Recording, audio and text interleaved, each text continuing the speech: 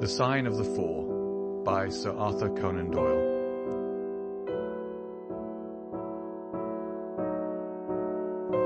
Chapter 1. The Science of Deduction. Sherlock Holmes took his bottle from the corner of the mantelpiece and his hypodermic syringe from its neat morocco case. With his long, white, nervous fingers, he adjusted the delicate needle and rolled back his left shirt cuff. For some little time his eyes rested thoughtfully upon the sinewy forearm and wrist all dotted and scarred with innumerable puncture marks. Finally he thrust the sharp point home, pressed down the tiny piston, and sank back into the velvet-lined armchair with a long sigh of satisfaction. 3 times a day for many months I had witnessed this performance, but custom had not reconciled my mind to it. On the contrary, from day to day I had become more irritable at the sight, and my conscience swelled nightly within me at the thought that I had lacked the courage to protest. Again and again I had registered a vow that I should deliver my soul upon the subject, but there was that in the cool, nonchalant air of my companion which made him the last man with whom one would care to take anything approaching to a liberty.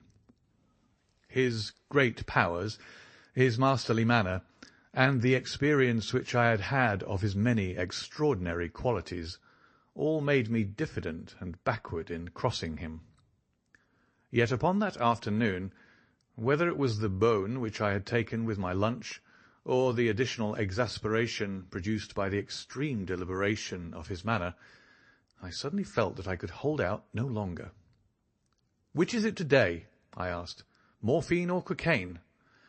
He raised his eyes languidly from the old black-letter volume which he had opened. "It is cocaine," he said.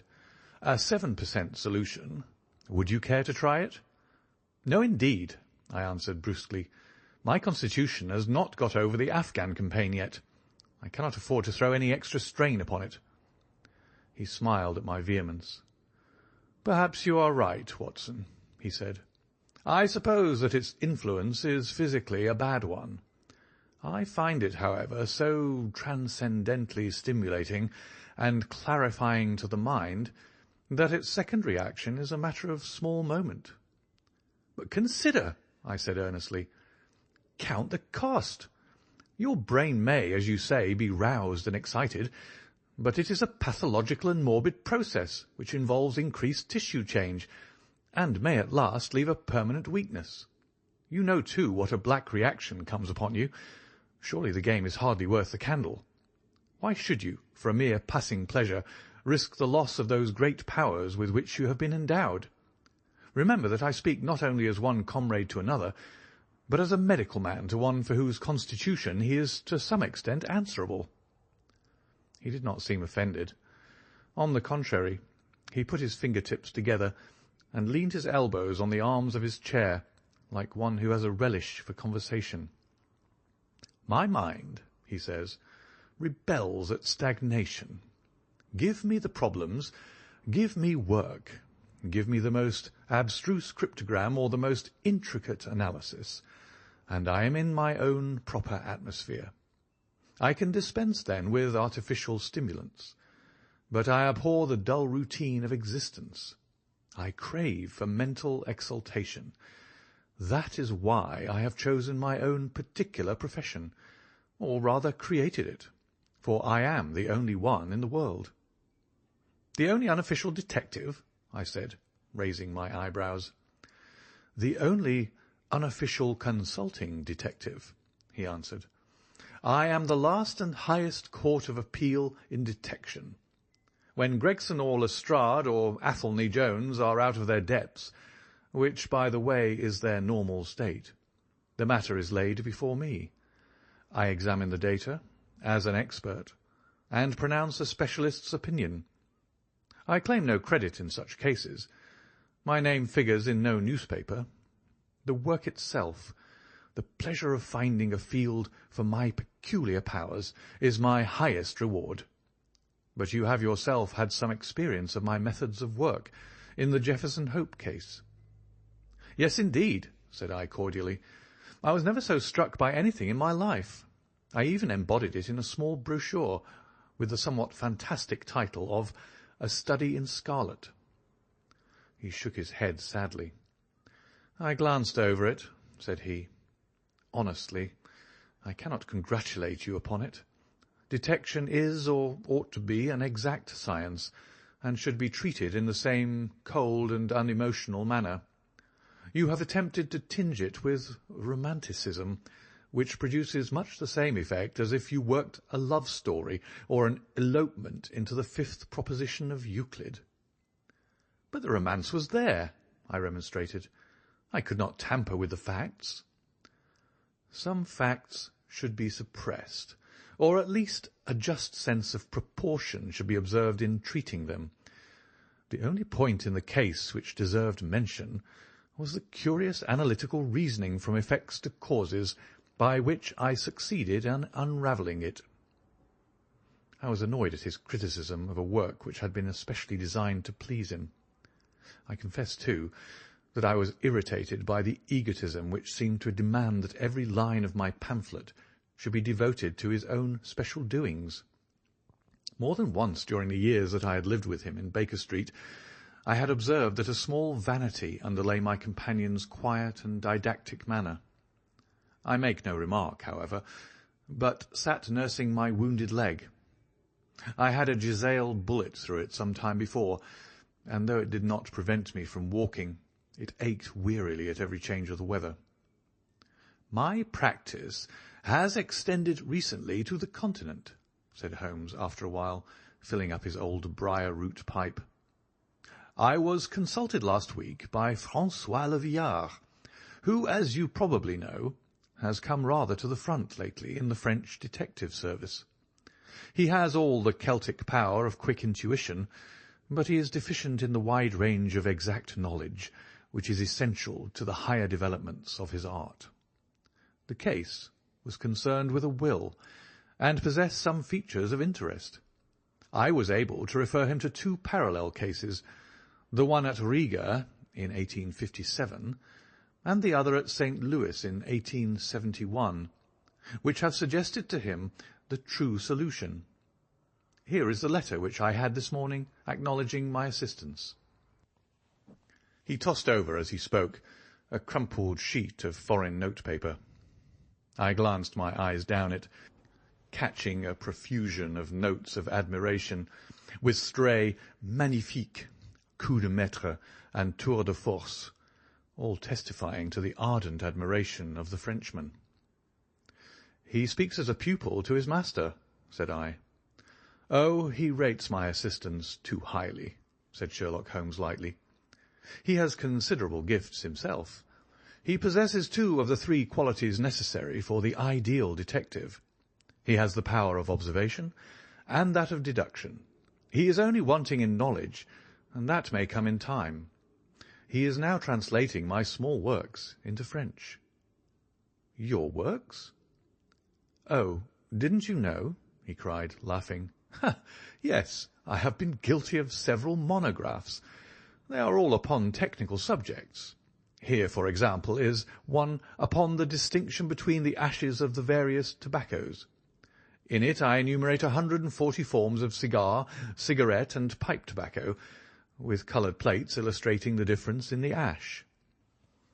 It is a point which is continually turning up in criminal trials, and which is sometimes of supreme importance as a clue. If you can say definitely, for example, that some murder has been done by a man who was smoking an Indian lunka, it obviously narrows your field of search. To the trained eye there is as much difference between the black ash of a trichinopoly and the white fluff of bird's eye as there is between a cabbage and a potato.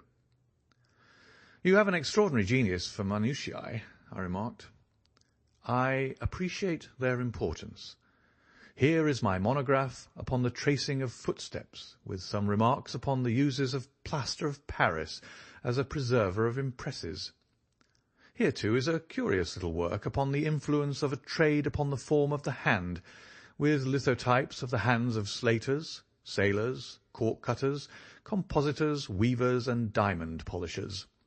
That is a matter of great practical interest to the scientific detective, especially in cases of unclaimed bodies, or in discovering the antecedents of criminals. But I weary you with my hobby." "Not at all," I answered earnestly. "It is of the greatest interest to me, especially since I have had the opportunity of observing your practical application of it. But you spoke just now of observation and deduction. Surely the one to some extent implies the other?" "Why, hardly," he answered, leaning back luxuriously in his armchair and sending up thick blue wreaths from his pipe. "For example, observation shows me that you have been to the Wigmore Street post office this morning, but deduction lets me know that when there you dispatched a telegram." "Right," said I. "Right on both points. But I confess that I don't see how you arrived at it. It was a sudden impulse on my part, and I have mentioned it to no one." "It is simplicity itself," he remarked, chuckling at my surprise. "So absurdly simple that an explanation is superfluous. And yet it may serve to define the limits of observation and of deduction. Observation tells me that you have a little reddish mould adhering to your instep. Just opposite the Seymour Street office, they have taken up the pavement and thrown up some earth which lies in such a way that it is difficult to avoid treading in it in entering. The earth is of this peculiar reddish tint, which is found, as far as I know, nowhere else in the neighbourhood. So much is observation. The rest is deduction." "How, then, did you deduce the telegram?" "Why, of course I knew that you had not written a letter, since I sat opposite to you all morning. I see also in your open desk there that you have a sheet of stamps and a thick bundle of postcards. What could you go into the post office for, then, but to send a wire? Eliminate all other factors, and the one which remains must be the truth." "In this case it certainly is so," I replied, after a little thought. "The thing, however, is, as you say, of the simplest. Would you think me impertinent if I were to put your theories to a more severe test?" "On the contrary," he answered, "it would prevent me from taking a second dose of cocaine. I should be delighted to look into any problem which you might submit to me." "I've heard you say that it's difficult for a man to have any object in daily use without leaving the impress of his individuality upon it in such a way that a trained observer might read it. Now, I have here a watch which has recently come into my possession. Would you have the kindness to let me have an opinion upon the character or habits of the late owner?" I handed him over the watch with some slight feeling of amusement in my heart, for the test was, as I thought, an impossible one, and I intended it as a lesson against the somewhat dogmatic tone which he occasionally assumed. He balanced the watch in his hand, gazed hard at the dial, opened the back and examined the works, first with his naked eyes, and then with a powerful convex lens. I could hardly keep from smiling at his crestfallen face when he finally snapped the case to and handed it back. "There are hardly any data," he remarked. "The watch has been recently cleaned, which robs me of my most suggestive facts." "You're right," I answered. "It was cleaned before being sent to me." In my heart I accused my companion of putting forward a most lame and impotent excuse to cover his failure. What data could he expect from an uncleaned watch? "Though unsatisfactory, my research has not been entirely barren," he observed, staring up at the ceiling with dreamy, lacklustre eyes. "Subject to your correction, I should judge that the watch belonged to your elder brother, who inherited it from your father." "That you gather, no doubt, from the H.W. on the back." "Quite so. The W suggests your own name.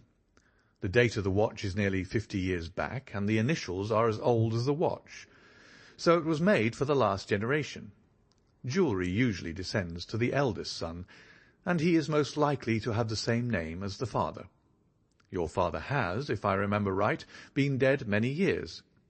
It has therefore been in the hands of your eldest brother." "Right so far," said I. "Anything else?" "He was a man of untidy habits, very untidy and careless. He was left with good prospects, but he threw away his chances, lived for some time in poverty, with occasional short intervals of prosperity, and finally, taking to drink, he died. That is all I can gather." I sprang from my chair and limped impatiently about the room with considerable bitterness in my heart. "This is unworthy of you, Holmes," I said. "I could not have believed that you would have descended to this. You have made inquiries into the history of my unhappy brother, and you now pretend to deduce this knowledge in some fanciful way. You cannot expect me to believe that you've read all this from his old watch.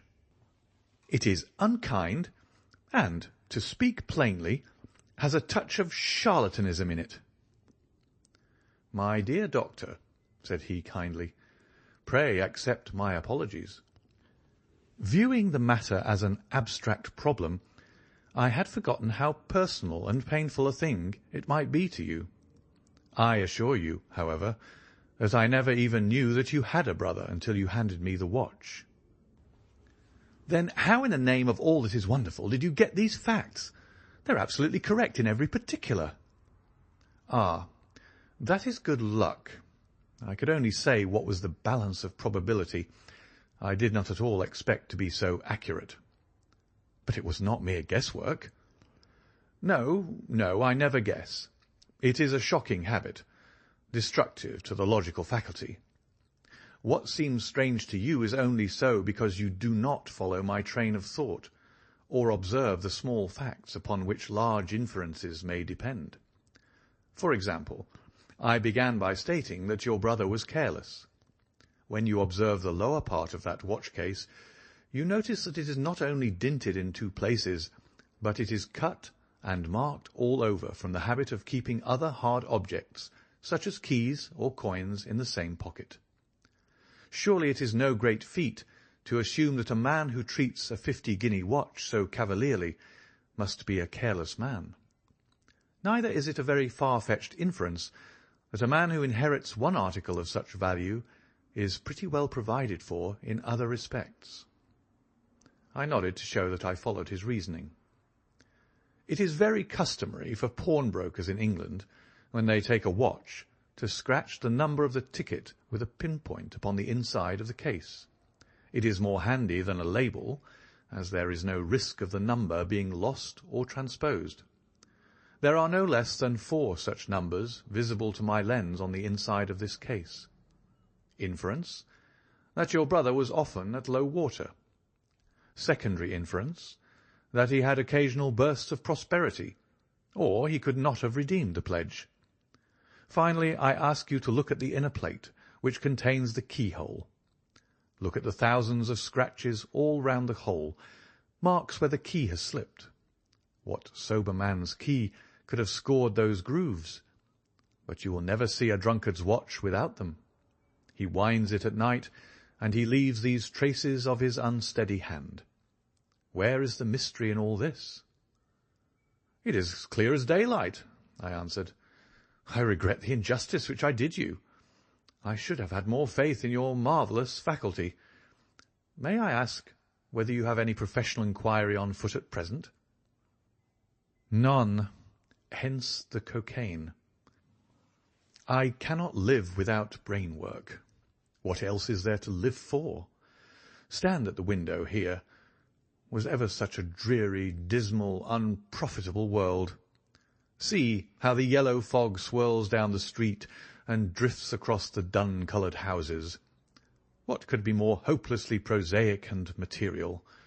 What is the use of having powers, Doctor, when one has no field upon which to exert them? Crime is commonplace. Existence is commonplace, and no qualities save those which are commonplace have any function upon earth." I had opened my mouth to reply to this tirade, when with a crisp knock our landlady entered, bearing a card upon the brass salver. "A young lady for you, sir," she said, addressing my companion. "Miss Mary Morstan," he read.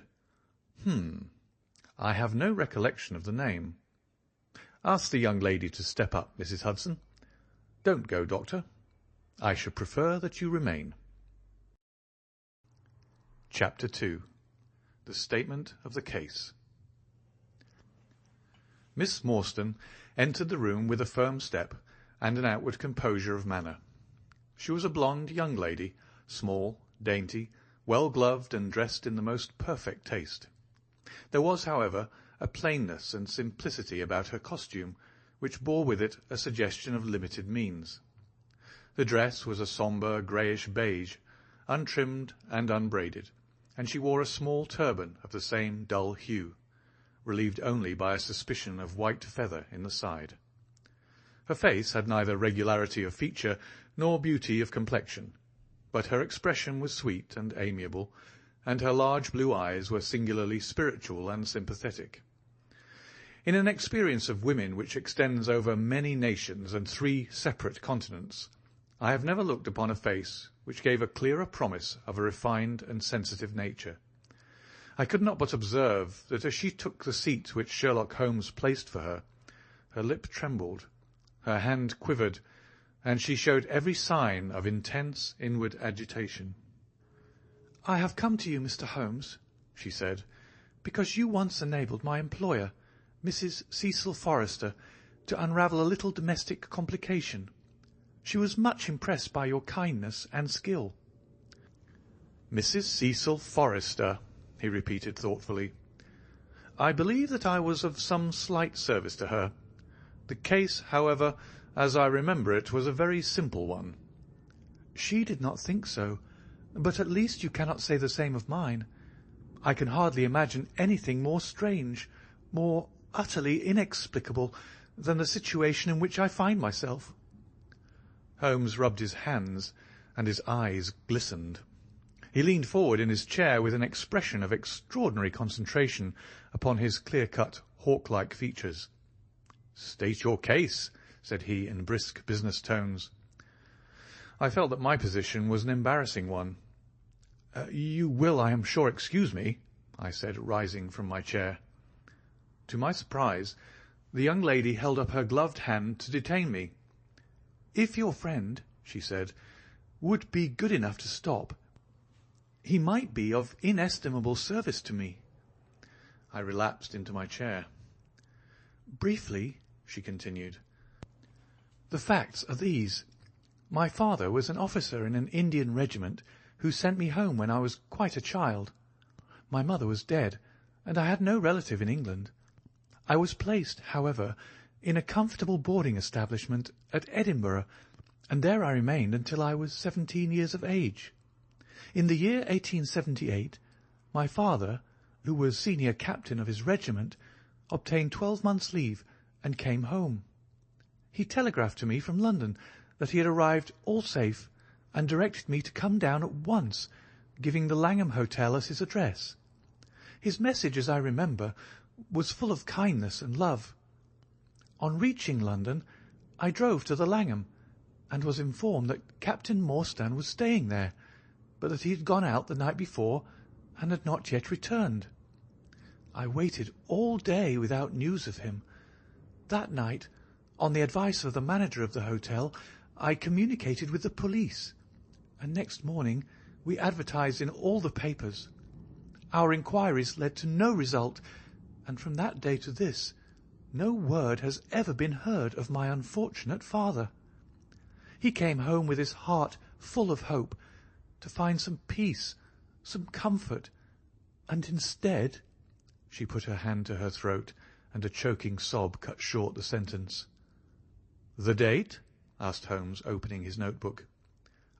He disappeared upon the 3rd of December, 1878, nearly 10 years ago." "His luggage?" "Remained at the hotel. There was nothing in it to suggest a clue. Some clothes, some books, and a considerable number of curiosities from the Andaman Islands. He had been one of the officers in charge of the convict guard there." Had he any friends in town? Only one that we know of. Major Sholto, of his own regiment, the 34th Bombay Infantry. The Major had retired some little time before, and lived at Upper Norwood.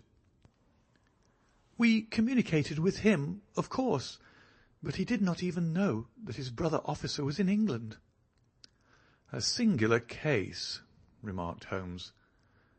"I have not yet described to you the most singular part. About 6 years ago, to be exact, upon the 4th of May, 1882, an advertisement appeared in the Times asking for the address of Miss Mary Morstan, and stating that it would be to her advantage to come forward. There was no name or address appended. I had at that time just entered the family of Mrs. Cecil Forrester in the capacity of governess. By her advice, I published my address in the advertisement column. The same day, there arrived through the post a small cardboard box addressed to me, which I found to contain a very large and lustrous pearl. No word of writing was enclosed.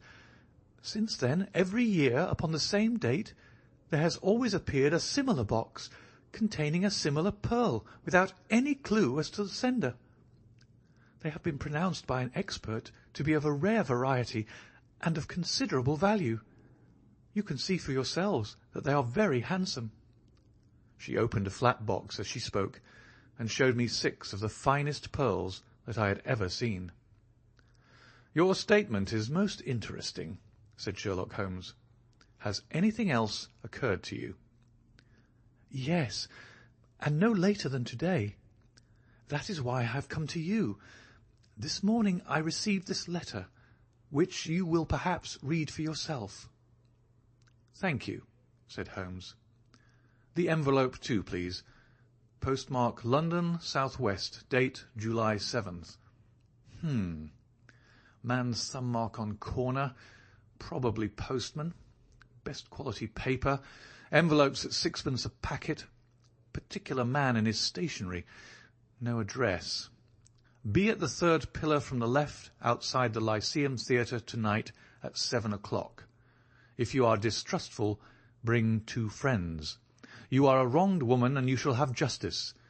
Do not bring police. If you do, all will be in vain.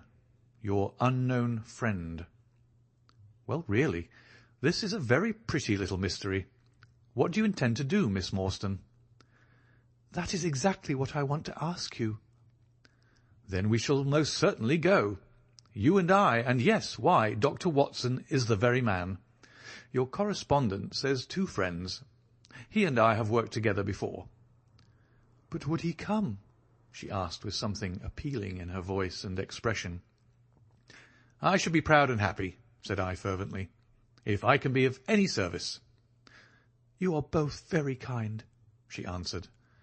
"I have led a retired life, and have no friends whom I could appeal to. If I am here at 6, it will do, I suppose." "You must not be later," said Holmes. "There is one other point, however.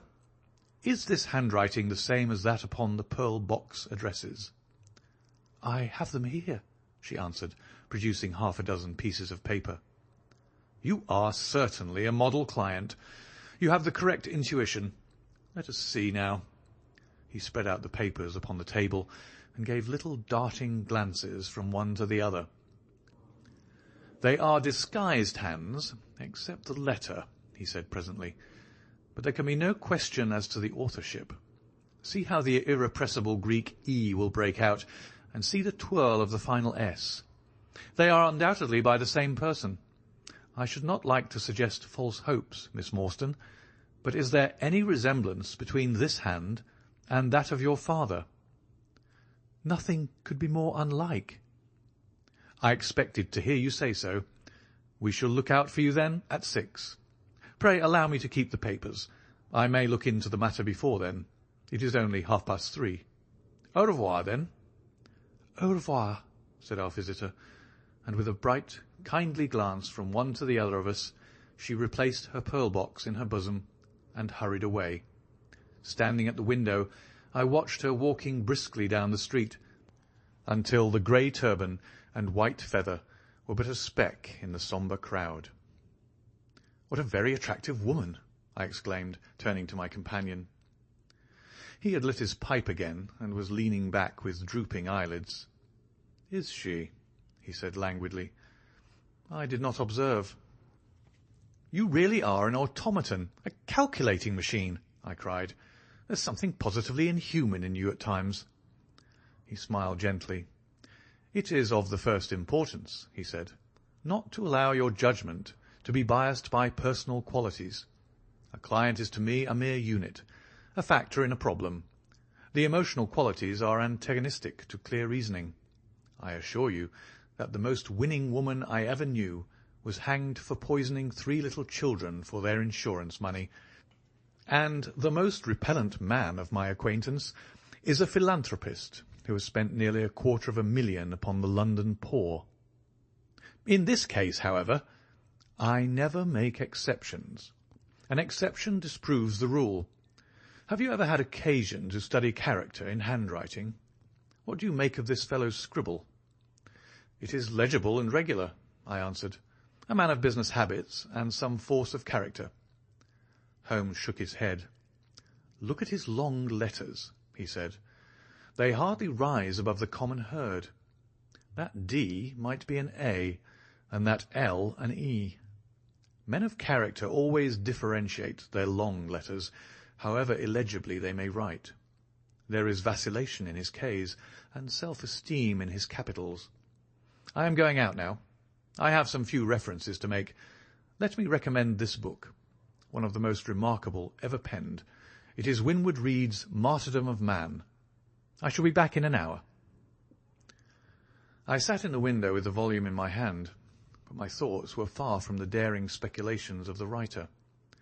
My mind ran upon our late visitor, her smiles, the deep rich tones of her voice, the strange mystery which overhung her life. If she was 17 at the time of her father's disappearance, she must be 27 now, a sweet age when youth has lost its self-consciousness and become a little sobered by experience. So I sat and mused until such dangerous thoughts came into my head that I hurried away to my desk and plunged furiously into the latest treatise upon pathology. What was I, an army surgeon with a weak leg and a weaker banking account, that I should dare to think of such things? She was a unit, a factor, nothing more.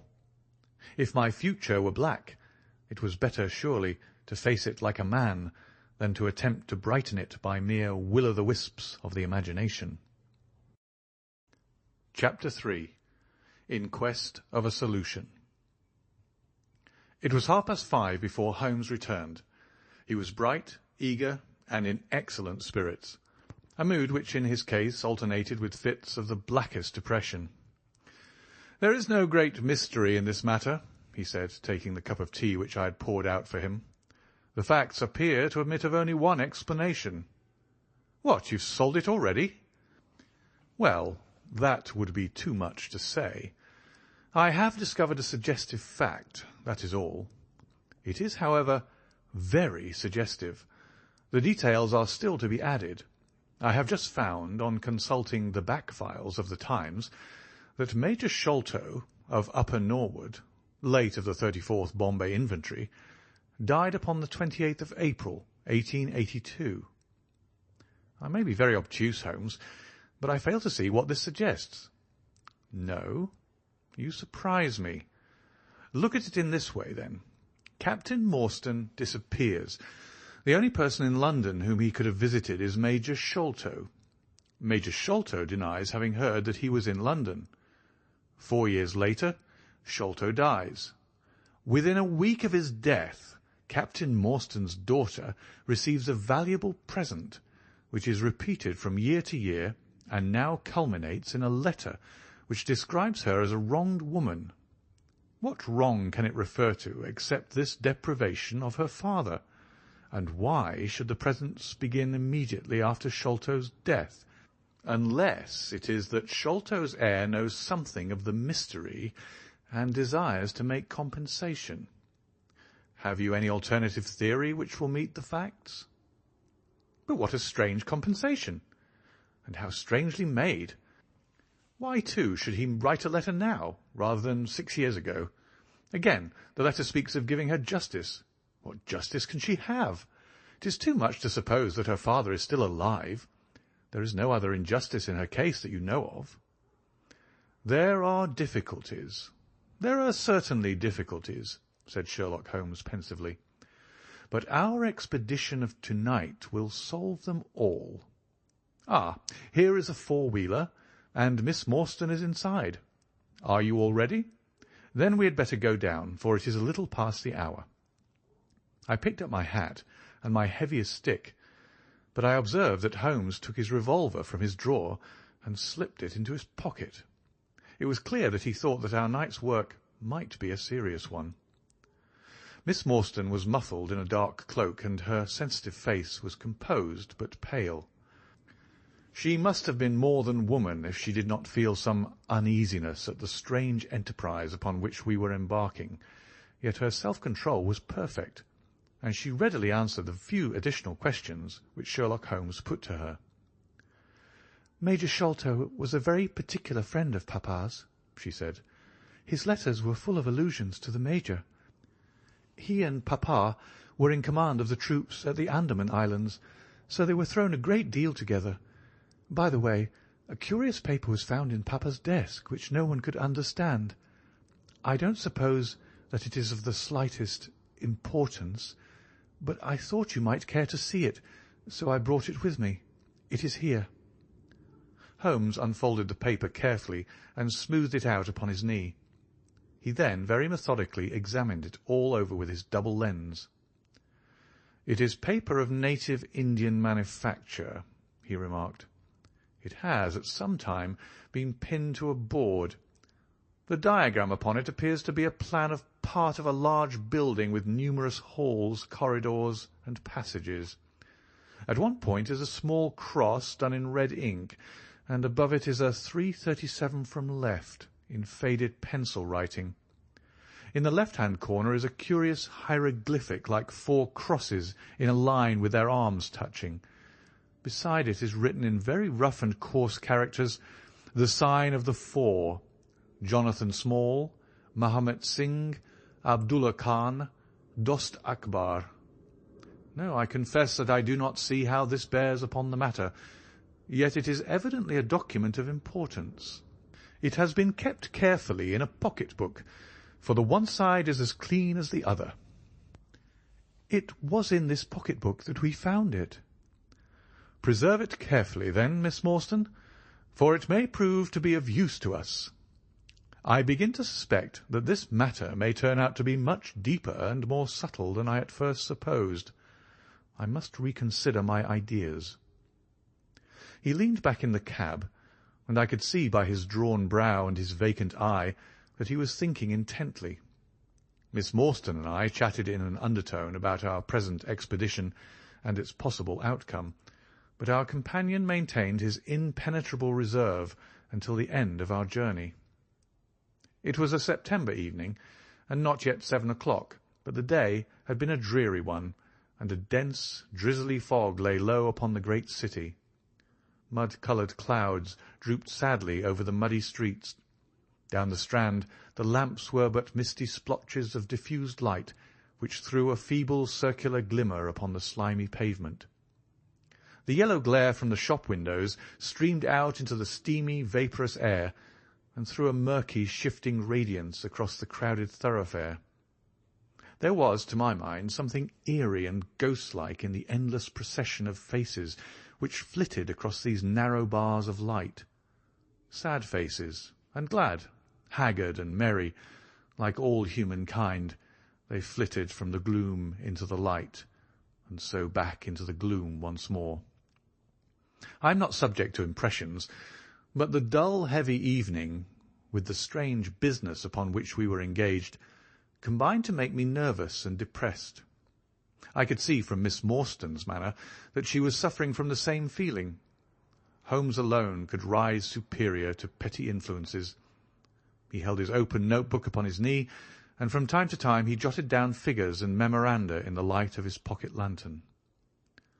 At the Lyceum Theatre The crowds were already thick at the side entrances. In front a continuous stream of hansoms and four-wheelers were rattling up, discharging their cargoes of shirt-fronted men and beshawled, bediamonded women.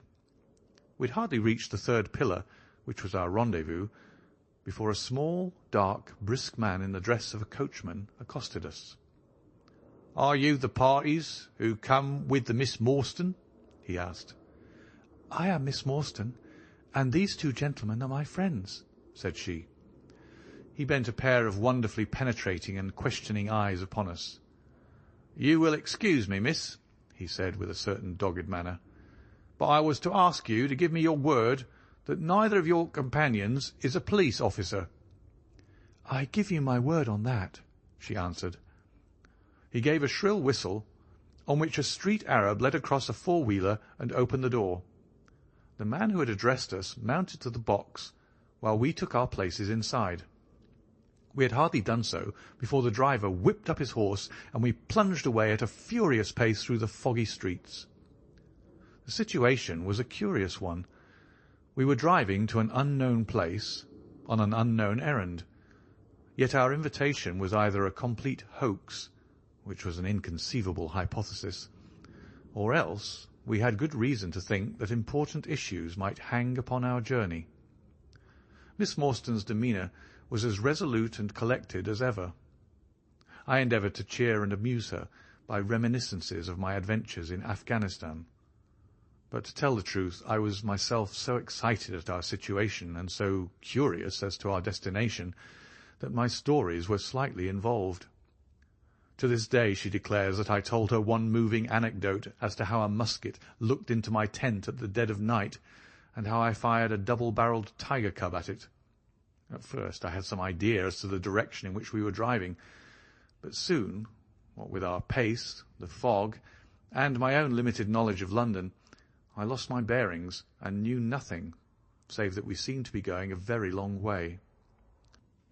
Sherlock Holmes was never at fault, however, and he muttered the names as the cab rattled through squares and in and out by tortuous by-streets. "Rochester Row," said he. "Now Vincent Square. Now we come out on the Vauxhall Bridge Road. We're making for the Surrey side, apparently. Yes, I thought so.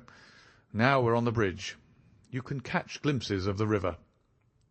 We did indeed get a fleeting view of a stretch of the Thames, with the lamps shining upon the broad, silent water, but our cab dashed on, and was soon involved in a labyrinth of streets upon the other side. "Wordsworth Road," said my companion, "Priory Road, Larkhall Lane, Stockwell Place, Robert Street, Coldharbour Lane. Our quest does not appear to take us to very fashionable regions." We had indeed reached a questionable and forbidding neighbourhood.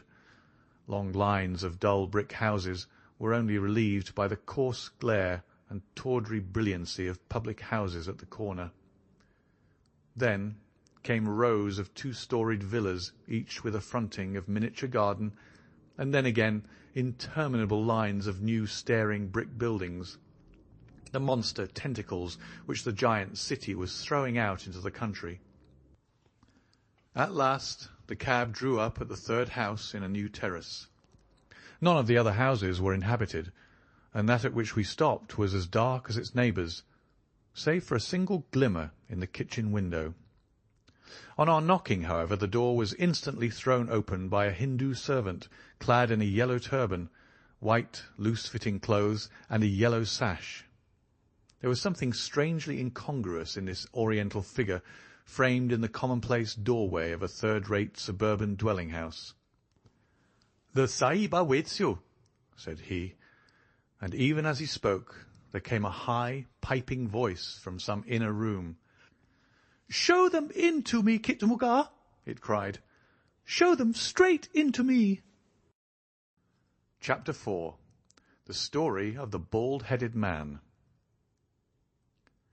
We followed the Indian down a sordid and common passage, ill-lit and worse furnished, until he came to a door upon the right, which he threw open. A blaze of yellow light streamed out upon us, and in the centre of the glare there stood a small man with a very high head, a bristle of red hair all round the fringe of it, and a bald, shining scalp, which shot out from among it like a mountain peak from fir trees. He writhed his hands together as he stood, and his features were in a perpetual jerk, now smiling, now scowling, but never for an instant in repose. Nature had given him a pendulous lip and a too visible line of yellow and irregular teeth, which he strove feebly to conceal by constantly passing his hand over the lower part of his face.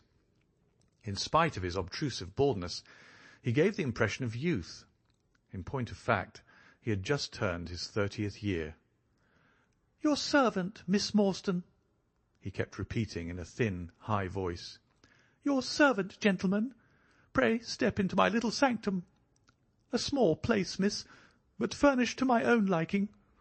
An oasis of art in the howling desert of South London." We were all astonished by the appearance of the apartment into which he invited us. In that sorry house it looked as out of place as a diamond of the first water in a setting of brass. The richest and glossiest of curtains and tapestries draped the walls, looped back here and there to expose some richly mounted painting or oriental vase. The carpet was of amber and black, so soft and so thick that the foot sank pleasantly into it, as into a bed of moss. 2 great tiger skins thrown athwart it increased the suggestion of Eastern luxury, as did a huge hookah which stood upon a mat in the corner. A lamp in the fashion of a silver dove was hung from an almost invisible golden wire in the centre of the room. As it burned, it filled the air with a subtle and aromatic odour. "Mr. Thaddeus Sholto," said the little man, still jerking and smiling. "That is my name. You are Miss Morstan, of course, and these gentlemen?" "This is Mr. Sherlock Holmes, and this is Dr. Watson." "Ah, Doctor, hey?" cried he, much excited. "Have you your stethoscope? Might I ask you, would you have the kindness? I have grave doubts as to my mitral valve. If you would be so very good. The aortic I may rely upon, but I should value your opinion upon the mitral." I listened to his heart as requested, but was unable to find anything amiss, save indeed that he was in an ecstasy of fear, for he shivered from head to foot. "It appears to be normal," I said. "You have no cause for uneasiness." "You will excuse my anxiety, Miss Morstan," he remarked airily. "I am a great sufferer, and I have long had suspicions as to that valve.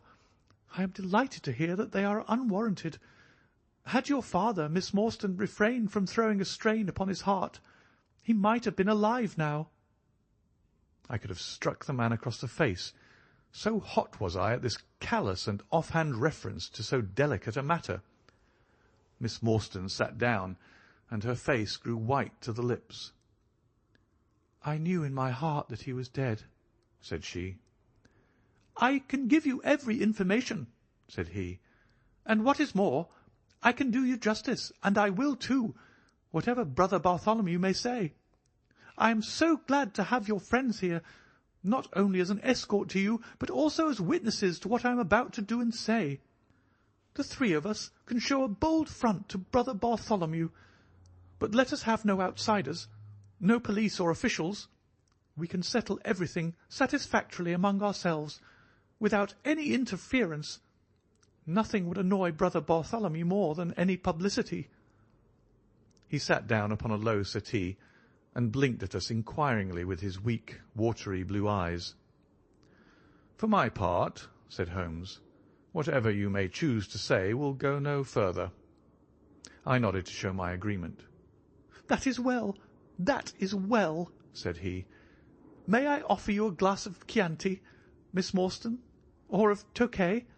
I keep no other wines. Shall I open a flask?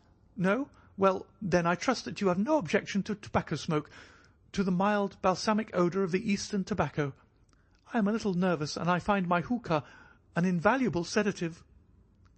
He applied a taper to the great bowl, and the smoke bubbled merrily through the rose-water.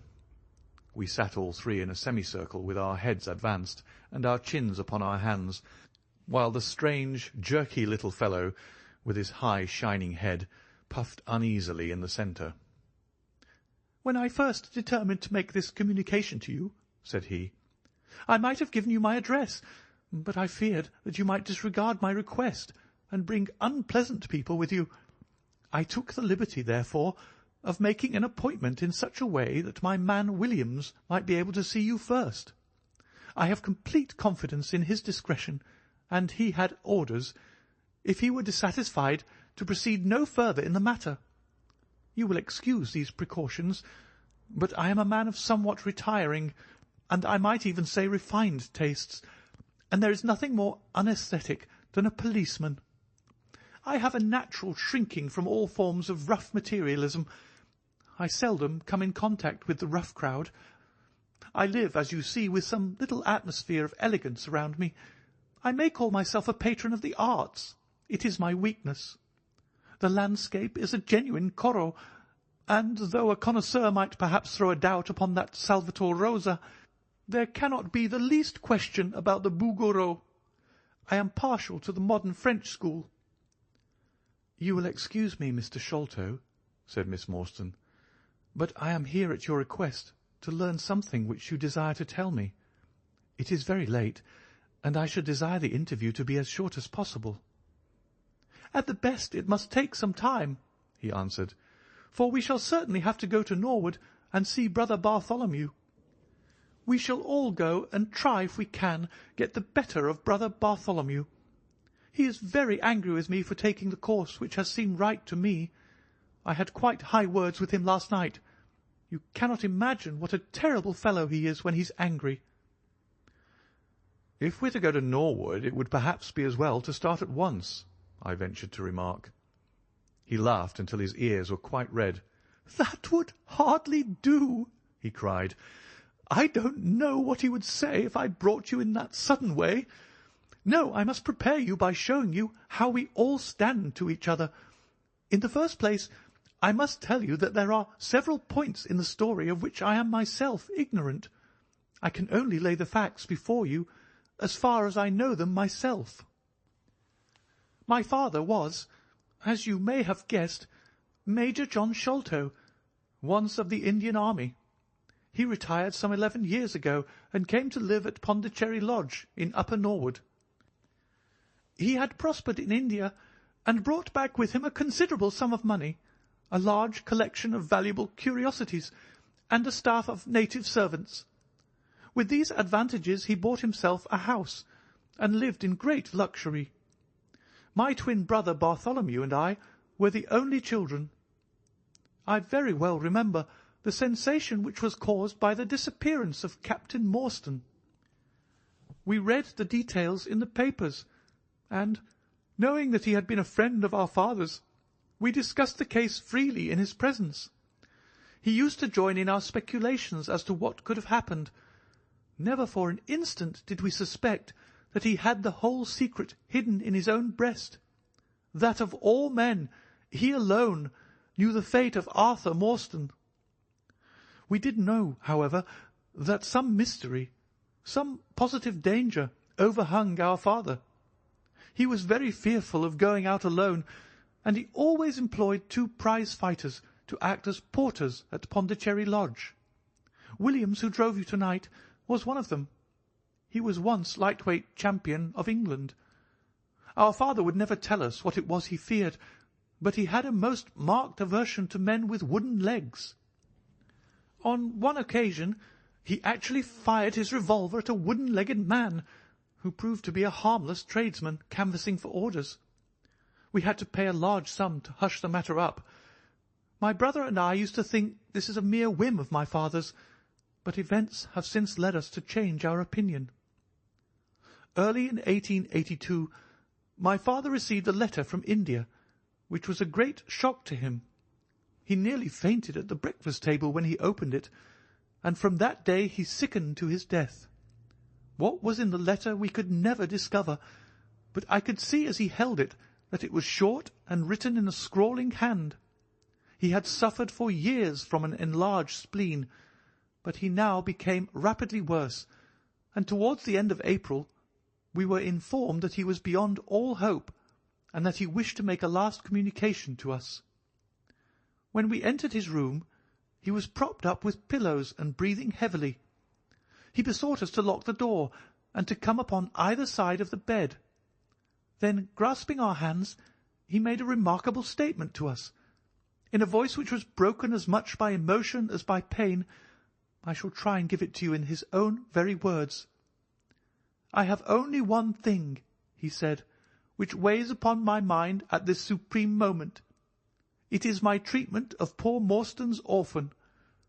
The cursed greed which has been my besetting sin through life has withheld from her the treasure, half at least of which should have been hers, and yet I have made no use of it myself. So blind and foolish a thing is avarice. The mere feeling of possession has been so dear to me that I could not bear to share it with another. See that chaplet dipped with pearls beside the quinine bottle? Even that I could not bear to part with, although I had got it out with the design of sending it to her.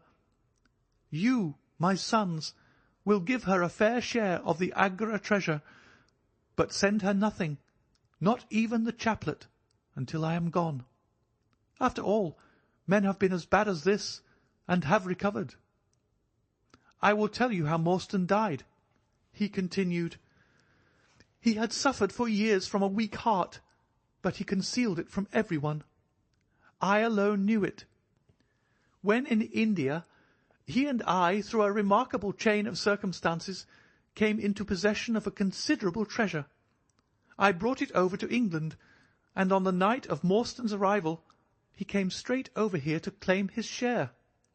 He walked over from the station and was admitted by my faithful Lal Chowdar, who is now dead. Morstan and I had a difference of opinion as to the division of the treasure, and we came to heated words.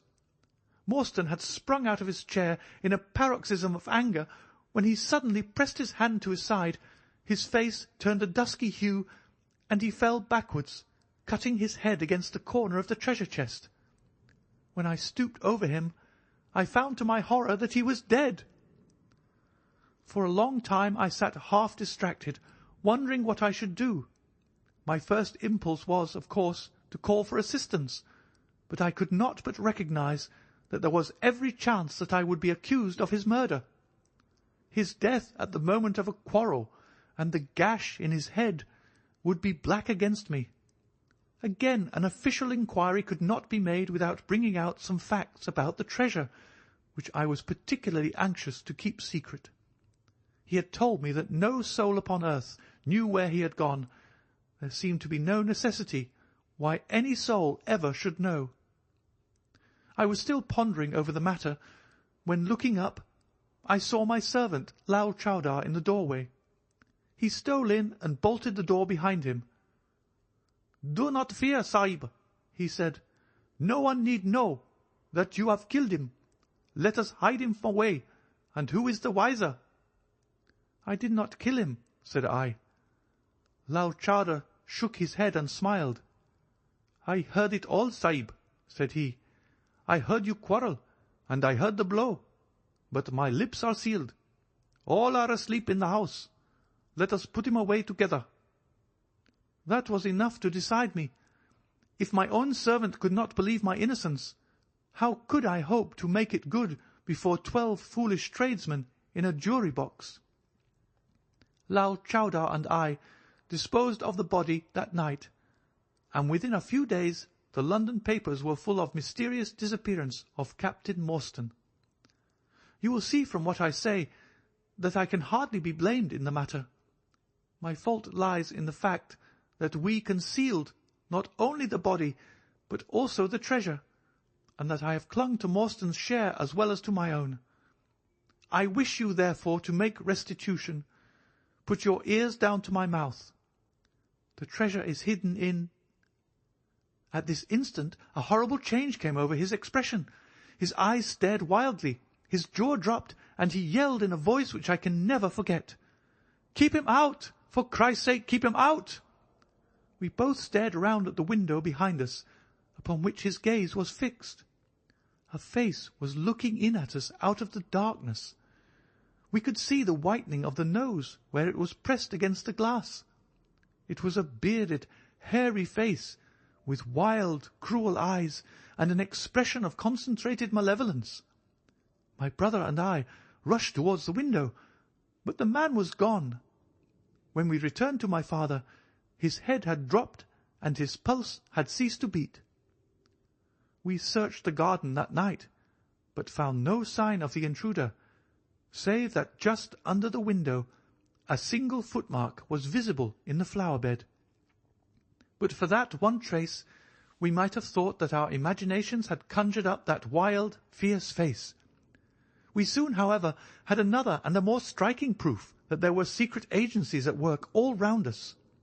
The window of my father's room was found open in the morning. His cupboards and boxes had been rifled, and upon his chest was fixed a torn piece of paper with the words, "The sign of the 4," scrawled across it. What the phrase meant, or who our secret visitor may have been, we never knew. As far as we can judge, none of my father's property had been actually stolen, though everything had been turned out. My brother and I naturally associated this peculiar incident with the fear which haunted my father during his life, but it is still a complete mystery to us. The little man stopped to relight his hookah and puff thoughtfully for a few moments. We had all sat absorbed, listening to his extraordinary narrative. At the short account of her father's death, Miss Morstan had turned deadly white, and for a moment I feared that she was about to faint. She rallied, however, on drinking a glass of water which I quietly poured out for her from a Venetian carafe upon the side table. Sherlock Holmes leaned back in his chair with an abstracted expression and the lids drawn low over his glittering eyes. As I glanced at him, I could not but think how on that very day he had complained bitterly of the commonplaceness of life. Here at least was a problem which would tax his sagacity to the utmost. Mr. Thaddeus Sholto looked from one to the other of us with an obvious pride at the effect which his story had produced, and then continued between the puffs of his overgrown pipe. "My brother and I," said he, "were, as you may imagine, much excited as to the treasure which my father had spoken of. For weeks and for months we dug and delved in every part of the garden without discovering its whereabouts. It was maddening to think that the hiding-place was on his very lips at the moment that he died. We could judge the splendour of his missing riches by the chaplet which he had taken out. Over this chaplet my brother Bartholomew and I had some little discussion. The pearls were evidently of great value, and he was averse to part with them, for between friends my brother was himself a little inclined to my father's fault. He thought, too, that if we parted with the chaplet it might give rise to gossip, and finally bring us into trouble. It was all that I could do to persuade him to let me find out Miss Morstan's address, and send her a detached pearl, at fixed intervals, so that at least she might never feel destitute." "It was a kindly thought," said our companion earnestly. "It was extremely good of you." The little man waved his hand deprecatingly. "We were your trustees," he said.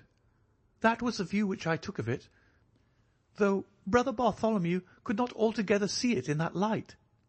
We had plenty of money ourselves. I desired no more.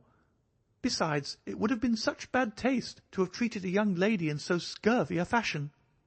Le mauvais goût mène au crime. The French have a very neat way of putting these things.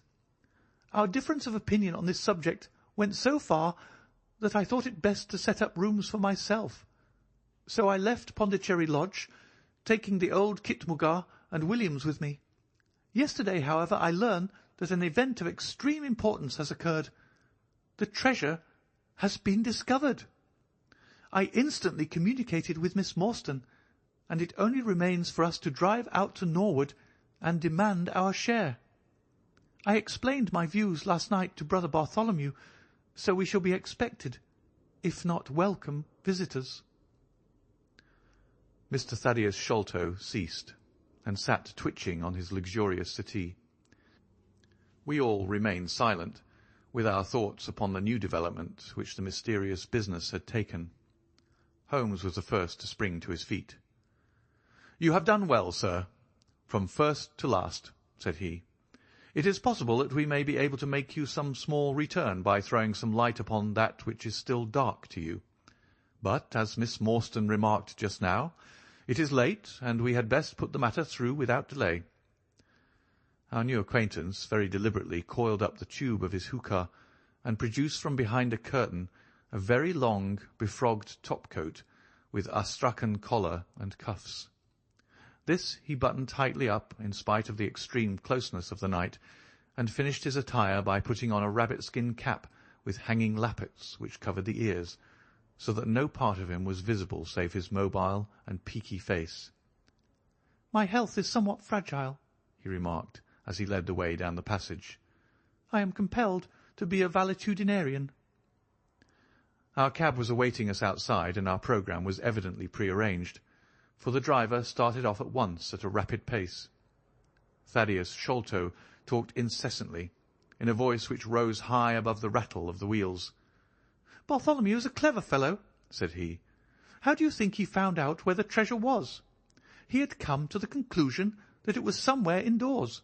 So he worked out all the cubic space of the house and made measurements everywhere, so that not 1 inch should be unaccounted for. Among other things, he found that the height of the building was 74 feet, but on adding together the heights of all the separate rooms, and making every allowance for the space between, which he ascertained by borings, he could not bring the total to more than 70 feet. There were 4 feet unaccounted for. These could only be at the top of the building. He knocked a hole, therefore, in the lath and plaster ceiling of the highest room, and there, sure enough, he came upon another little garret above it, which had been sealed up and was known to no one. In the centre stood the treasure chest, resting upon 2 rafters. He lowered it through the hole, and there it lies. He computes the value of the jewels at not less than 500,000 sterling. At the mention of this gigantic sum, we all stared at one another open-eyed. Miss Morstan, could we secure her rights, would change from a needy governess to the richest heiress in England. Surely it was the place of a loyal friend to rejoice at such news. Yet I am ashamed to say that selfishness took me by the soul, and that my heart turned as heavy as lead within me. I stammered out some few halting words of congratulation, and then sat downcast with my head drooped, deaf to the babble of our new acquaintance. He was clearly a confirmed hypochondriac, and I was dreamily conscious that he was pouring forth interminable trains of symptoms and imploring information as to the composition and action of innumerable quack nostrums, some of which he bore about in a leather case in his pocket. I trust that he may not remember any of the answers which I gave him that night. Holmes declares that he overheard me caution him against the great danger of taking more than 2 drops of castor oil, while I recommended strychnine in large doses as a sedative. However that may be, I was certainly relieved when our cab pulled up with a jerk, and the coachman sprang down to open the door. "This, Miss Morstan, is Pondicherry Lodge," said Mr. Thaddeus Sholto, as he handed her out. Chapter 5. The Tragedy of Pondicherry Lodge. It was nearly 11 o'clock when we reached this final stage of our night's adventures. We had left the damp fog of the great city behind us, and the night was fairly fine. A warm wind blew from the westward, and heavy clouds moved slowly across the sky, with half a moon peeping occasionally through the rifts. It was clear enough to see for some distance, but Thaddeus Sholto took down one of the side lamps from the carriage to give us a better light upon our way. Pondicherry Lodge stood in its own grounds, and was girt round with a very high stone wall topped with broken glass. A single, narrow, iron-clamped door formed the only means of entrance. On this our guide knocked with a peculiar postman-like rat-tat. "Who is there?" cried a gruff voice from within. "It is I, Macmurdo. You surely know my knock by this time." There was a grumbling sound and a clanking and jarring of keys. The door swung heavily back, and a short, deep-chested man stood in the opening, with the yellow light of the lantern shining upon his protruded face and twinkling, distrustful eyes. "That you, Mr. Thaddeus? But who are the others? I had no orders about them from the master." "No, Macmurdo. You surprised me. I told my brother last night that I should bring some friends." "He ain't been out his room to-day, Mr. Thaddeus, and I have no orders. You know very well that I must stick to regulations. I can let you in, but your friends must just stop where they are." This was an unexpected obstacle. Thaddeus Sholto looked about him in a perplexed and helpless manner. "This is too bad of you, Macmurdo," he said. "If I guarantee them, that is enough for you. There is the young lady, too. She cannot wait on the public road at this hour." "Very sorry, Mr. Thaddeus," said the porter inexorably. "Folk may be your friends of yours, and yet no friends of the master's. He pays me well to do my duty, and my duty I'll do. I don't know none of your friends." "Oh, yes, you do, Macmurdo," cried Sherlock Holmes genially. "I don't think you can have forgotten me. Don't you remember the amateur who fought 3 rounds with you at Alison's rooms on the night of your benefit tour years back?" "Not Mr. Sherlock Holmes!" roared the prize-fighter. "God's truth, how could I have mistook you? If instead of standing there so quiet you just stepped up and given me that cross hit of yours under the jaw, I'd have known you without question. Ah, you're one that has wasted your gifts, you have. You might have aimed high if you'd joined the fancy." "You see, Watson, if all else fails me, I have still one of the scientific professions open to me," said Holmes, laughing. "Our friend won't keep us out in the cold now, I am sure." "In you come, sir, in you come, you and your friends," he answered. "Very sorry, Mr. Thaddeus, but orders are very strict. Had to be certain of your friends before I let 'em in." Inside, a gravel path wound through desolate grounds to a huge clump of a house, square and prosaic, all plunged in shadow save where a moonbeam struck one corner and glimmered in a garret window. The vast size of the building, with its gloom and its deathly silence, struck a chill to the heart. Even Thaddeus Sholto seemed ill at ease, and the lantern quivered and rattled in his hand. "I cannot understand it," he said. "There must be some mistake. I distinctly told Bartholomew that we should be here, and yet there is no light in his window. I do not know what to make of it." "Does he always guard the premises in this way?" asked Holmes. "Yes. He has followed my father's custom. He was the favourite son, you know, and I sometimes think that my father may have told him more than he ever told me. That is Bartholomew's window up there, where the moonshine strikes. It is quite bright, but there is no light from within, I think." "None," said Holmes, "but I see the glint of light in that little window beside the door." "Ah, that is the housekeeper's room. That is where old Mrs. Bernstone sits. She can tell us all about it, but perhaps you would not mind waiting here for a minute or two, for if we all go in together and she has no word of our coming, she may be alarmed. But hush! What is that?" He held up the lantern, and his hand shook until the circles of light flickered and wavered all around us. Miss Morstan seized my wrist, and we all stood with thumping hearts, straining our ears. From the great black house there sounded through the silent night the saddest and most pitiful of sounds, the shrill, broken whimpering of a frightened woman. "It is Mrs. Bernstone," said Sholto.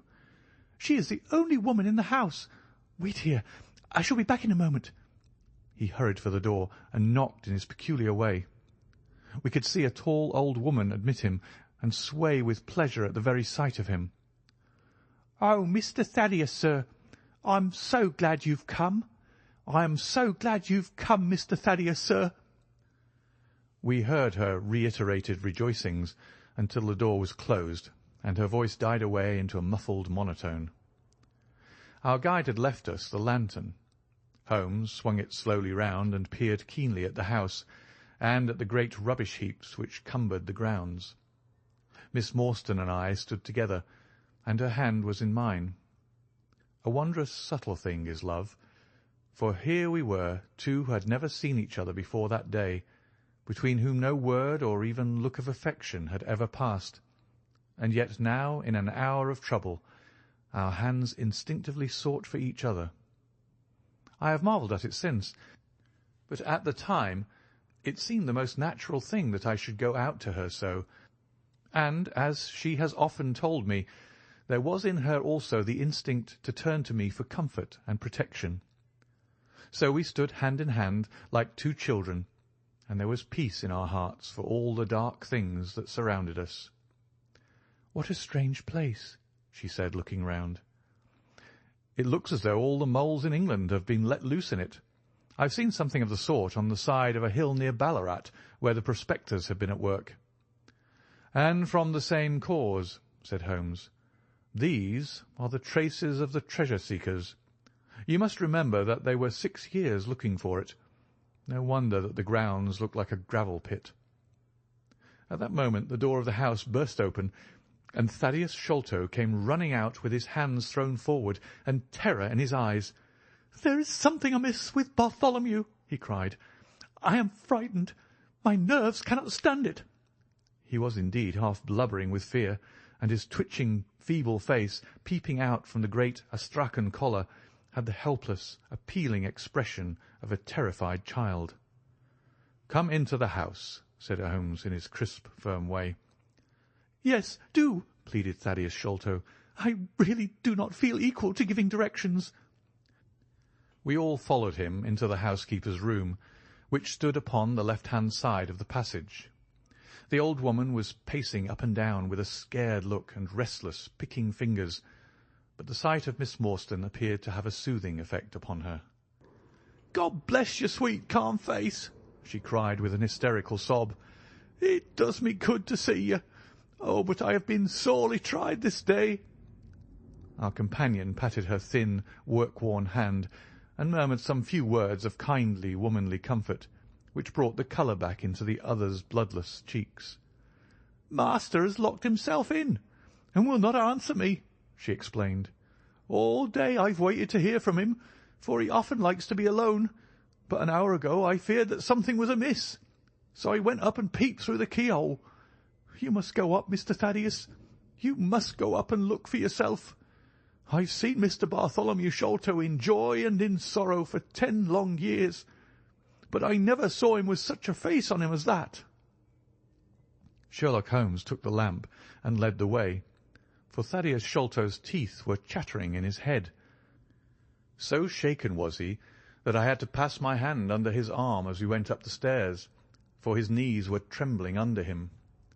Twice as we ascended, Holmes whipped his lens out of his pocket and carefully examined marks which appeared to me to be mere shapeless smudges of dust upon the cocoa-nut matting which served as a stair carpet. He walked slowly from step to step, holding the lamp and shooting keen glances to right and left.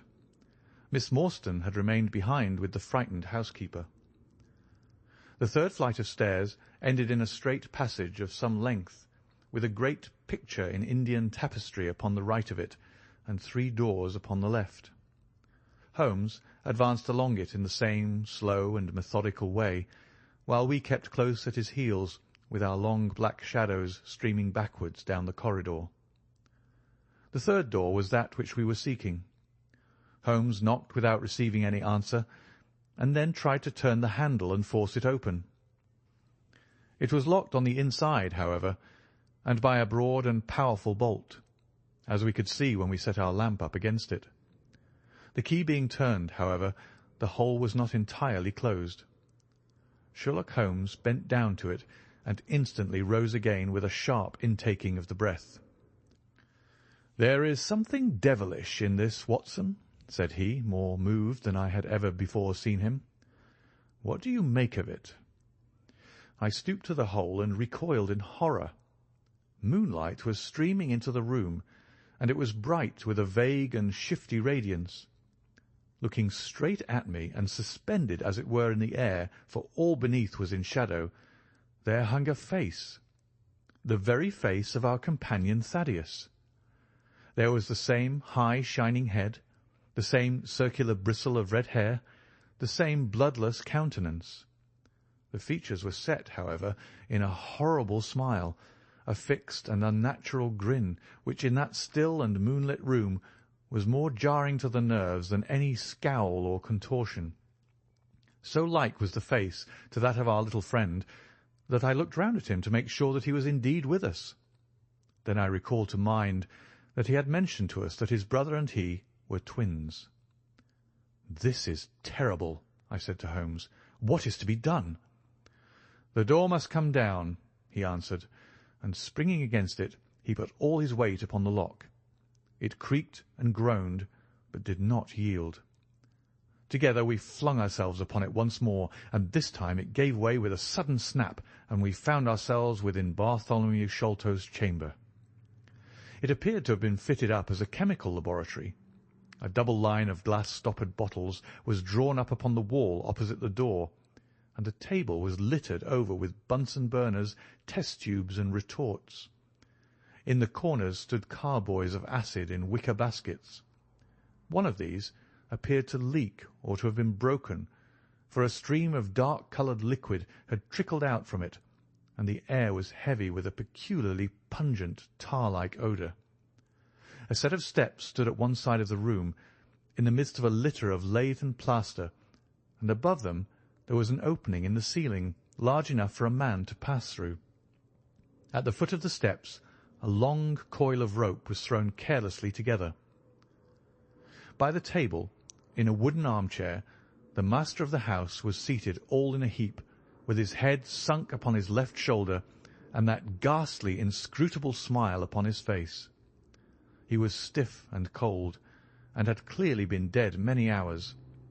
It seemed to me that not only his features, but all his limbs were twisted and turned in the most fantastic fashion. By his hand, upon the table there lay a peculiar instrument, a brown, close-grained stick, with a stone head like a hammer, rudely lashed on with coarse twine. Beside it was a torn sheet of note-paper with some words scrawled upon it. Holmes glanced at it, then handed it to me. "You see," he said with a significant raising of the eyebrows. In the light of the lantern I read with a thrill of horror, "The Sign of the Four." "In God's name, what does it all mean?" I asked. "It means murder," said he, stooping over the dead man. "Ah, I expected it. Look here." He pointed to what looked like a long, dark thorn stuck in the skin just above the ear. "It looks like a thorn," said I. "It is a thorn. You may pick it out, but be careful, for it is poisoned."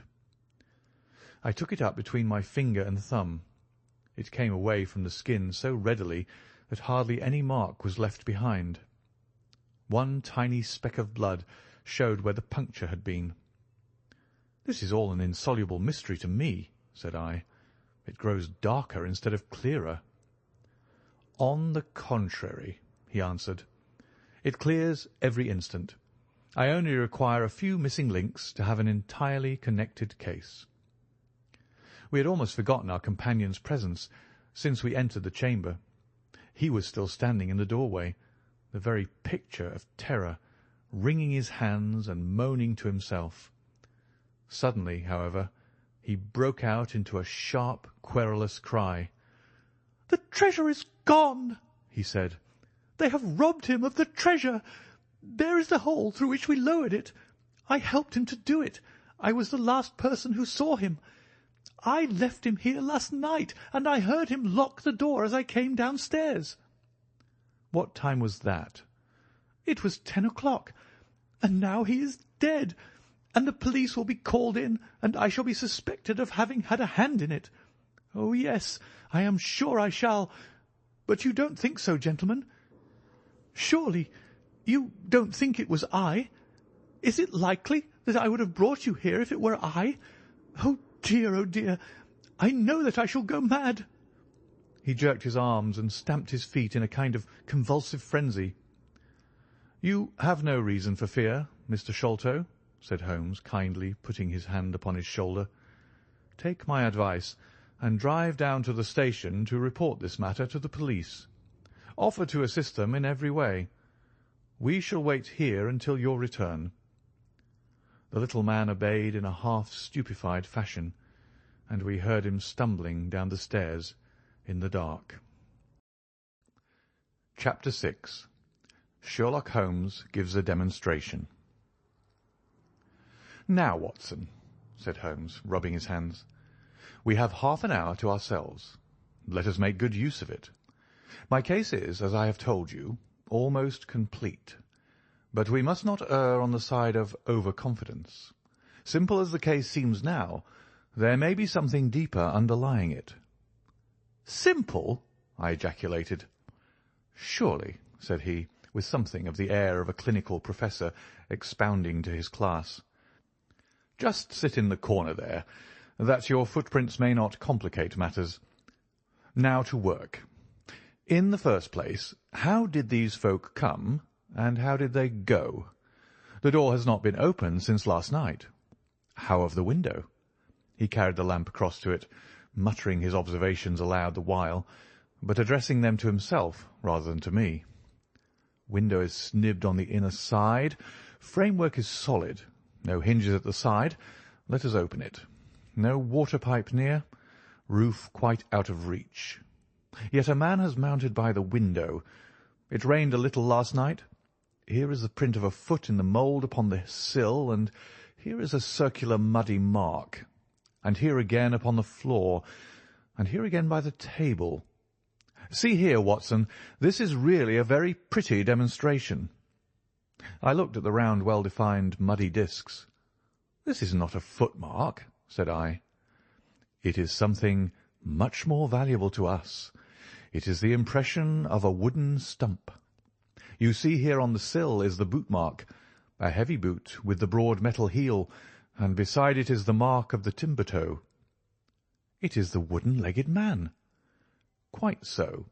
But there has been someone else, a very able and efficient ally. Could you scale that wall, Doctor?" I looked out of the open window. The moon still shone brightly on that angle of the house. We were a good 60 feet from the ground, and look where I would I could see no foothold, nor as much as a crevice in the brickwork. "It is absolutely impossible," I answered. "Without aid it is so. But suppose you had a friend up here who lowered you this good stout rope which I see in the corner, securing one end of it to this great hook in the wall. Then, I think, if you were an active man, you might swarm up, wooden leg and all.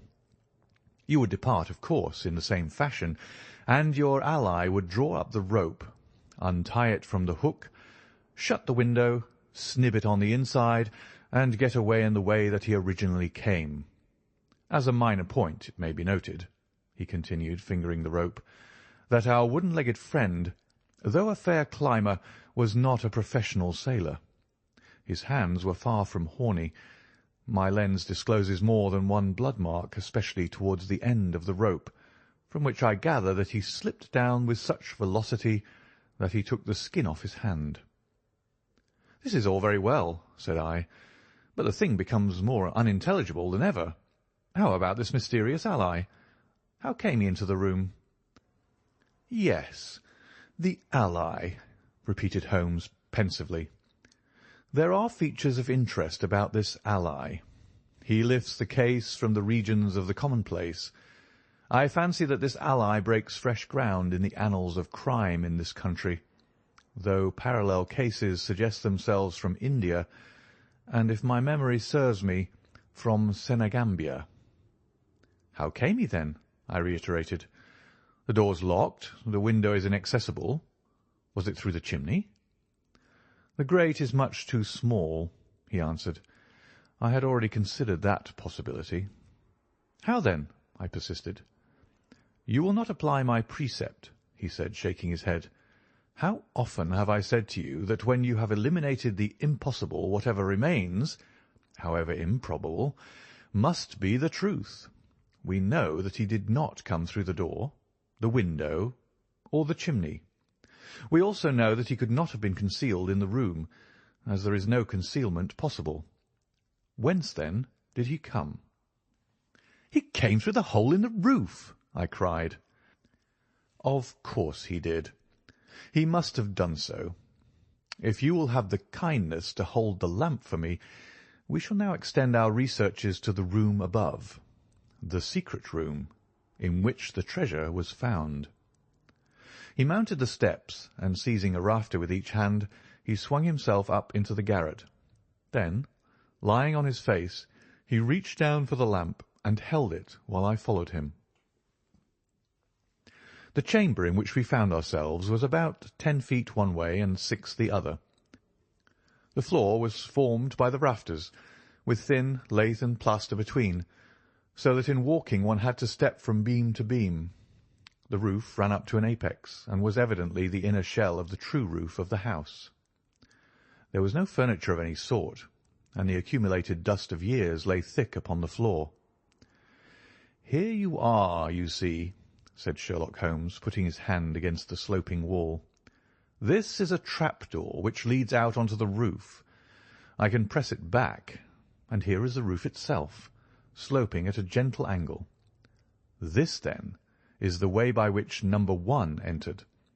Let us see if we can find any other traces of his individuality." He held down the lamp to the floor, and as he did so I saw for the second time that night a startled, surprised look come over his face. For myself, as I followed his gaze, my skin was cold under my clothes. The floor was covered thickly with the prints of a naked foot, clear, well-defined, perfectly formed, but scarce half the size of those of an ordinary man. "Holmes," I said in a whisper, "a child has done the horrid thing." He had recovered his self-possession in an instant. "I was staggered for the moment," he said, "but the thing is quite natural. My memory failed me, or I should have been able to foretell it. There is nothing more to be learned here. Let us go down." "What is your theory, then, as to those footmarks?" I asked eagerly, when we had regained the lower room once more. "My dear Watson, try a little analysis yourself," said he, with a touch of impatience. "You know my methods. Apply them, and it will be instructive to compare results." "I cannot conceive anything which will cover the facts," I answered. "It will be clear enough soon," he said in an offhand way. "I think that there is nothing else of importance here, but I will look." He whipped out his lens and a tape measure, and hurried about the room on his knees, measuring, comparing, examining, with his long, thin nose only a few inches from the planks, and his beady eyes gleaming and deep-set like those of a bird. So swift, silent, and furtive were his movements, like those of a trained bloodhound picking out a scent, that I could not but think what a terrible criminal he would have made had he turned his energy and sagacity against the law, instead of exerting them in its defence. As he hunted about, he kept muttering to himself, and finally he broke out into a loud crow of delight. "We are certainly in luck," said he. "We ought to have very little trouble now. Number 1 has had the misfortune to tread in the creosote. You can see the outline of the edge of his small foot here at the side of this evil-smelling mess. The carboy has been cracked, you see, and the stuff has leaked out." "What then?" I asked. "Why, we have got him, that's all," said he. "I know a dog that would follow that scent to the world's end. If a pack can track a trailed herring across a shire, how far can a specially trained hound follow so pungent a smell as this? It sounds like a sum in the rule of 3. The answer should give us the— But hullo! Here are the accredited representatives of the law." Heavy steps and the clamour of loud voices were audible from below, and the hall door shut with a loud crash. "Before they come," said Holmes, "just put your hand here on this poor fellow's arm, and here on his leg. What do you feel?" "The muscles are as hard as a board," I answered. "Quite so. They are in a state of extreme contraction, far exceeding the usual rigor mortis. Coupled with this distortion of the face, this Hippocratic smile, or rhesus sardonicus, as the old writers called it, What conclusion would it suggest to your mind?" "Death from some powerful vegetable alkaloid," I answered. "Some strychnine-like substance which would produce tetanus." That was the idea which occurred to me the instant I saw the drawn muscles of the face. On getting into the room, I at once looked for the means by which the poison had entered the system. As you saw, I discovered a thorn which had been driven or shot with no great force into the scalp. You observe that the part struck was that which would be turned towards the hole in the ceiling if the man were erect in his chair. Now examine the thorn." I took it up gingerly and held it in the light of the lantern. It was long, sharp, and black, with a glazed look near the point, as though some gummy substance had dried upon it. The blunt end had been trimmed and rounded off with a knife. "Is that an English thorn?" he asked. "No, it certainly is not." With all these data you should be able to draw some just inference.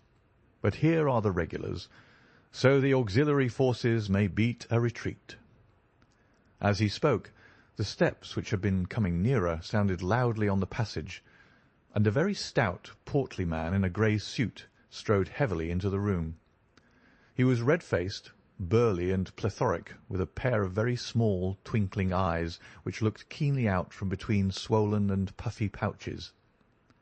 He was closely followed by an inspector in uniform and by the still palpitating Thaddeus Sholto. "Here's a business," he cried in a muffled, husky voice. "Here's a pretty business. But who are all these? Why, the house seems to be as full as a rabbit warren." "I think you must recollect me, Mr. Athelney Jones," said Holmes quietly. "Why, of course I do," he wheezed. "It's Mr. Sherlock Holmes, the theorist. Remember you? I'll never forget how you lectured us all on causes and inferences and effects in the Bishopgate's jewel case. It's true you set us on the right track, but you'll own now that it was more by good luck than good guidance." "It was a piece of very simple reasoning." "Oh, come now, come. Never be ashamed to own up. But what is all this? Bad business. Bad business. Stern facts here. No room for theories. How lucky that I happened to be out at Norwood over another case. I was at the station when the message arrived. What do you think the man died of?" "Oh, this is hardly a case for me to theorise over," said Holmes dryly. "No, no. Still, we can't deny that you hit the nail on the head sometimes. Dear me. Door locked, I understand. Jewels worth $500,000 missing. How was the window?" "Fastened, but there are steps on the sill." "Well, well. If it was fastened, the steps could have nothing to do with the matter. That's common sense.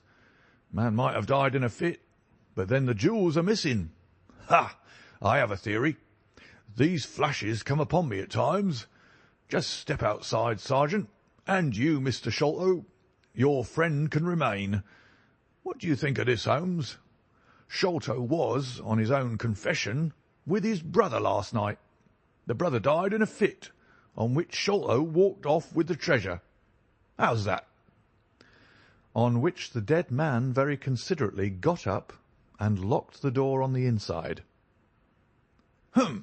There's a flaw there. Let us apply common sense to the matter.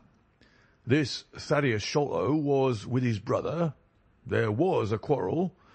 So much we know. The brother is dead and the jewels are gone. So much also we know. No one saw the brother from the time Thaddeus left him. His bed had not been slept in. Thaddeus is evidently in a most disturbed state of mind. His appearance is, well, not attractive. You see that I'm weaving my web round Thaddeus. The net begins to close upon him." "You are not quite in possession of the facts yet," said Holmes. "This splinter of wood, which I have every reason to believe to be poisoned, was in the man's scalp, where you will see the mark. This card, inscribed as you see it, was on the table, and beside it lay this rather curious stone-headed instrument. How does all that fit into your theory?" "Confirms it in every respect," said the fat detective pompously. "House is full of Indian curiosities. Thaddeus brought this up, and if this splinter be poisonous, Thaddeus may as well have made murderous use of it as any other man. The card is some hocus-pocus. A blind, as like as not. The only question is, how did he depart? Ah, of course. There is a hole in the roof." With great activity, considering his bulk, he sprang up the steps and squeezed through into the garret, and immediately afterwards we heard his exulting voice proclaiming that he had found the trapdoor.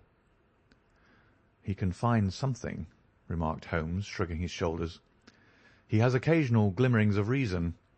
Il n'y a pas de sots si incommode que ceux qui ont de l'esprit." "You see," said Athelney Jones, reappearing down the steps again, "facts are better than mere theories after all. My view of the case is confirmed. There is a trapdoor communicating with the roof, and it is partly open." "It was I who opened it." "Oh, indeed. You did notice it, then?" He seemed a little crestfallen at the discovery. "Well, whoever noticed it, it shows how our gentleman got away, Inspector." "Yes, sir," from the passage. "Ask Mr. Sholto to step this way. Mr. Sholto, it is my duty to inform you that anything which you may say will be used against you. I arrest you in the Queen's name as being concerned in the death of your brother." "There now, didn't I tell you?" cried the poor little man, throwing out his hands and looking from one to the other of us. "Don't trouble yourself about it, Mr. Sholto," said Holmes. "I think that I can engage to clear you of the charge." "Don't promise too much, Mr. Theorist. Don't promise too much," snapped the detective. "You may find it a harder matter than you think." "Not only will I clear him, Mr. Jones, but I will make you a free present of the name and description of one of the two people who were in this room last night. His name, I have every reason to believe, is Jonathan Small. He is a poorly educated man, small, active, with his right leg off, and wearing a wooden stump which is worn away upon the inner side.